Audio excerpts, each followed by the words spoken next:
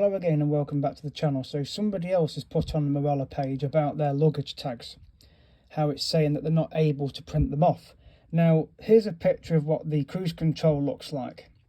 So obviously 6 weeks before your cruise you have to put in all the passengers that are going on your cruise. That is generally a medical questionnaire.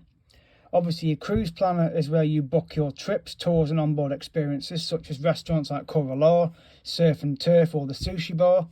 You obviously put your passport information in, which is your passport number, your date of your passport starting and it expires, all the details in and then submit it. And then the other one is luggage tags, which says available 2 weeks before your cruise.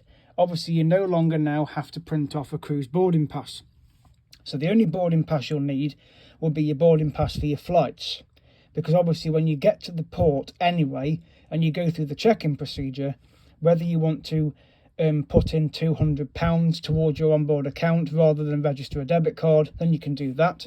But I generally do register a debit card. They take a photograph of you and then obviously they usually give you a ship's boarding card there and then for you to board the ship. And obviously when you get to your room, there's usually one in the door that is basically like a spare card, but it also acts as your door key as well to get into your room. So that's usually what will happen. So the fact that the luggage tags might not be available at this point, it may be based on the fact of your flight departure time, because that happened to me the other week when I did my seat select. My flight, but that was because for the seat select, it's usually 90 days before your return flight that you can do the seat select for both flights there and back. So just keep an eye on it, whoever is struggling. Keep an eye on this cruise control, and then all being well, that should be highlighted, and then you print off your luggage tags, and then it'll print it off, and then you just fold them, and then it's usually got your cabin number on the luggage tag, your port of departure, the date of your cruise with your booking reference, and the name of the person. And you generally have to put luggage tags on all of your luggage, which includes your hand luggage as well. And obviously put them in those little slots that you can put them in. You can buy them on Amazon and then attach them to your bag. But you generally have to print all the luggage tags off for everybody's bags. So if you've got a rucksack, if you've got a handbag or a hand luggage bag or a laptop bag, whatever, put luggage tags on all of them. Print as many off as you can, so that and then obviously on your main luggage that you're checking in, and then obviously you'll retrieve those at the other end, at the airport, the other end.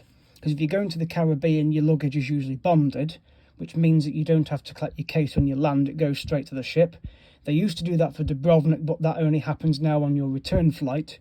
So any other cruise like from Tenerife or Madeira or Spain or Greece or Cyprus or wherever your cruise is going from, you generally have to pick up your cases at the other end of the airport, the other end, once you've gone through your passport control. And then they're usually uploaded onto a coach or into a van or a truck, taken to the ship, and then you don't have to worry about them until it's outside your room. So hopefully that's answered that question. So keep an eye on your cruise control dashboard, put your booking reference number in and the date of departure, and then you can usually book your trips prior to departure, but they do give you a set date when that ends. So make sure you book everything before you go, because obviously if you book stuff on board, it's going to come out of your cabin account. And at the end of the day, when you've paid enough money to go on the cruise anyway, it's nice to actually get into your room and find all the tickets for your trips and all information regarding your restaurants in the room when you arrive. But also download the Navigate app, which you can only use on the ship. You can use the ship's Wi-Fi for that. You don't need to pay for the Wi-Fi to use the app, but to use the Wi-Fi for social media, then yes, you do have to purchase a package. And I will advise it's not wise to do that, because last year my brother purchased one for 90 quid and he said the download speed was rubbish. So I wouldn't bother wasting your 90 quid on that, when you may as well just use your Wi-Fi or data when you're in port, or go to a restaurant in port that's got Wi-Fi, or even go into the cruise terminal where all the crew go to contact family back home in the Philippines or wherever they are, because that's free Wi-Fi then. And when you are at sea, turn off your phone data, because you don't want to have your phone signal picking up the ship's satellite, because you'll find a very expensive bill on your return journey. So hopefully that's give you some more advice. So any other questions, please leave a comment, and it's at CallSmith25 to subscribe, and I hope this has helped you. So from me. So thank you for watching and good evening.